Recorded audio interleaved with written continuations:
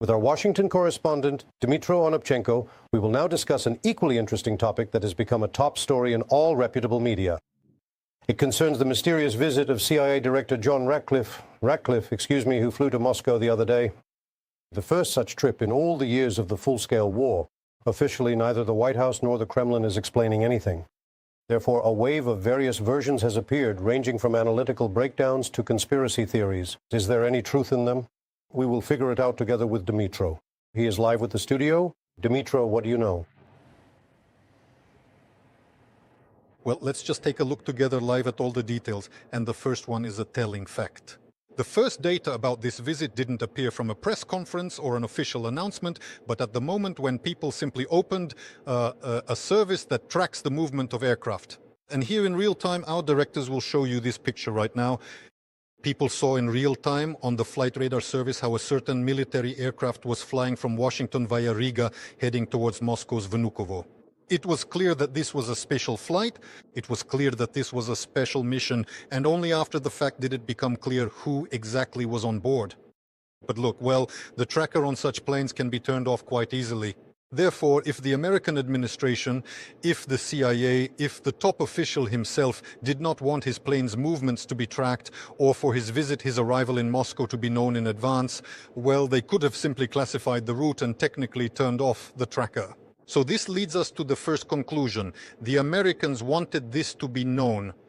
In other words, these are not secret negotiations. It is simply a fact that they decided not to hide. Moving on.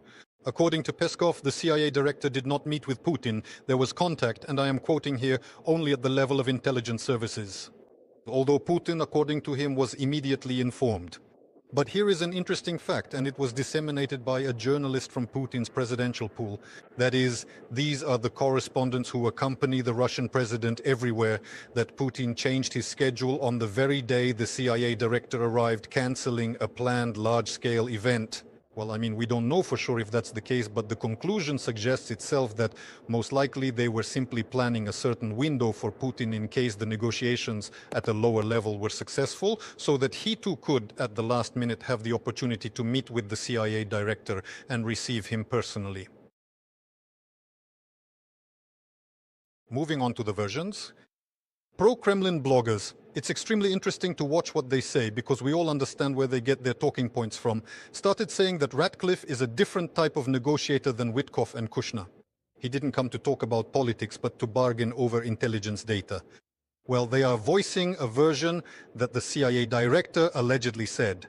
If Moscow does not agree to negotiations, Washington will expand intelligence support for Kyiv, in particular by authorizing long-range strikes on Russian territory. If the Kremlin makes concessions and organizes negotiations, then the limitation of this very intelligent support of intelligence information could become part of a future agreement. It is very interesting to watch this. This message is often organized and spread right now, and when it is voiced, so to speak, according to a directive, well, the impression is, why would that be? Perhaps this is indeed Moscow's position, perhaps this is what it would like to get from these negotiations, that is in exchange for organizing and resuming peace talks, to get Washington to cut back on the intelligence provided to Ukraine, and accordingly, Ukrainian long-range strikes without this data are either impossible or at the very least maximally complicated. Here in Washington, on this side of the Atlantic, there is a completely different version. I've looked through the Fresh Press and the Wall Street Journal, Politico, and other publications are reporting that this visit is supposedly connected to fresh intelligence about Russia's possible preparation for provocations against NATO countries. Well, if that's the case, then you have to agree. It is exactly the level of the CIA director to fly in and discuss this intelligence information directly. However, what's interesting is that you will see these clips now as well. Conservative journalist Glenn Beck, who hosts the highest-rated radio talk show in America, spoke on the phone with Trump himself, and he is the one who directly voiced this version, and Trump denied it. There is also a version about Iran, because the visit happened literally the day after the states announced new sanctions against countries that trade with Iran. It is clear that Russia is one of the key trading partners. Beck also voiced this version directly to Trump, and Trump also said that this is not the case. To the journalist's direct question that crazy speculations, this is a quote, are circulating around this visit, Trump replied quite reservedly, saying, all versions are false.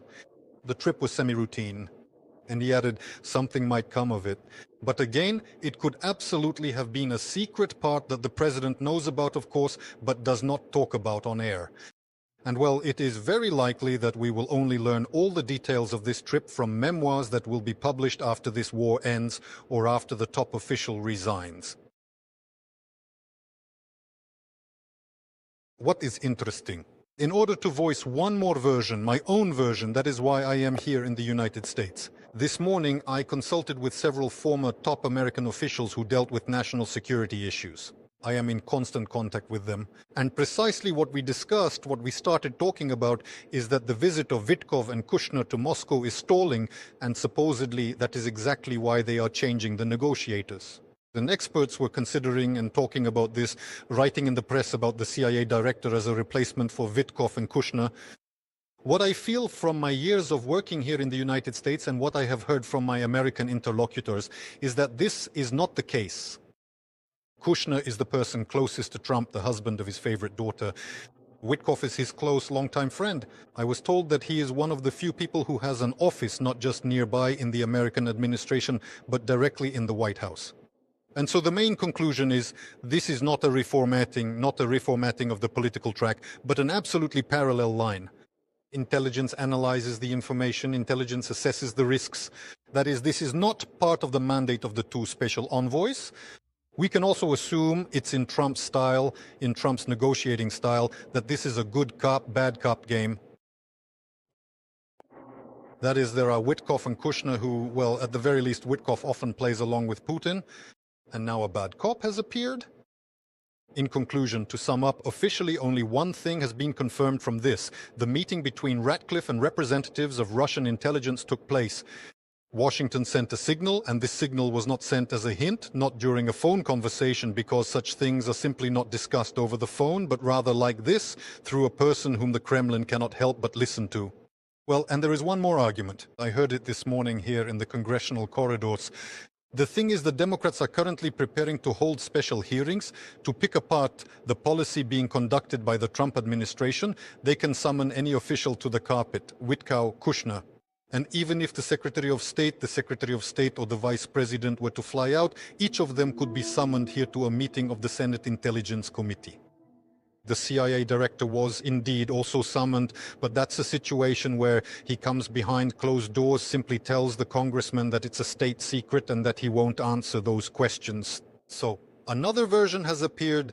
Perhaps the Trump administration is simply playing it safe precisely because any official other than the CIA director could have been very intensely questioned by American congressmen.